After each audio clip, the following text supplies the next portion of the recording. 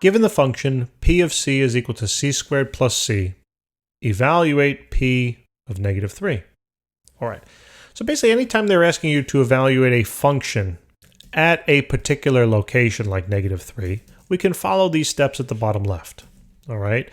So the first thing before we even begin the steps is just let's rewrite the equation. So p of c is equal to c squared plus c. Now what I'm going to do is I'm going to substitute now in the indicated f of x value, as I wrote down here. But in this case, right, it's just p of c. So just be flexible in how you're thinking, right? F of x is equivalent to p of c. It doesn't matter what these letters are. It could be f, a, b, c, d, e. It doesn't matter, right? This can be a, b, c, d, whatever. So what I need to do now is substitute then the p of negative 3 in for p of c, okay? We have a whole bunch of videos on this topic too that you'd be able to find in our catalog. So this is going to be p of now negative 3, all right?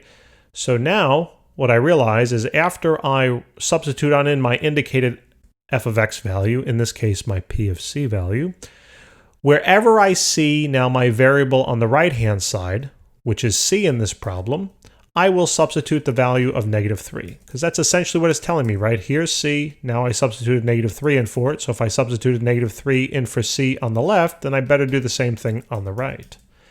So this is now negative 3, that whole thing squared, okay? Remember your parentheses there, plus then a negative 3. So now all I have to do is just do some simple algebra, right, or arithmetic here, and we can solve this easily. So this is now 3 squared is 9, minus 3. So p of the negative 3 will equal 6. And that takes care of that one. So let's take a look at number 2 now. So number 2 says to solve when p of c is equal to 2. Okay. Now, I know it doesn't say when, but I would recommend you try to reinterpret this question with a little more context. Okay. This question is really saying solve for c when p of c is equal to 2. Now, if I told you this is what the question's asking, I bet you probably would be able to do it now. All right. So let's write down the formula again, the function. So p of c, just the general function. P of c is equal to c squared plus c. Now, solve for c.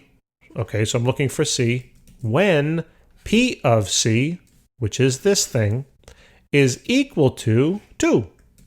So I can basically just take this value and substitute it on in, right, for p of c.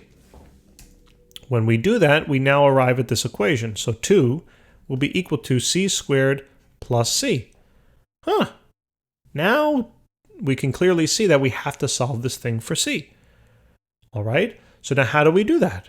Well, this is the part that becomes a little tricky, right? You have to recognize patterns. I noticed that this is basically a quadratic. Why? Because I have a variable squared. So I think, well, how do I solve quadratics? Oh, right, I got to set it equal to 0. Right, so I'm essentially going to subtract 2 on over to the right-hand side. So this will be now 0 is equal to c squared plus c minus 2.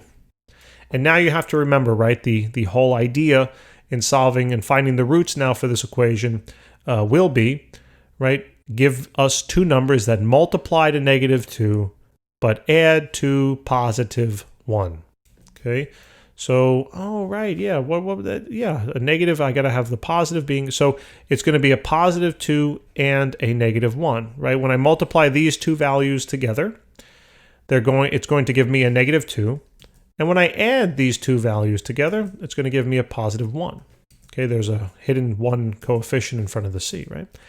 So basically we're creating a binomial here. So this is going to be c plus 2 times c minus 1.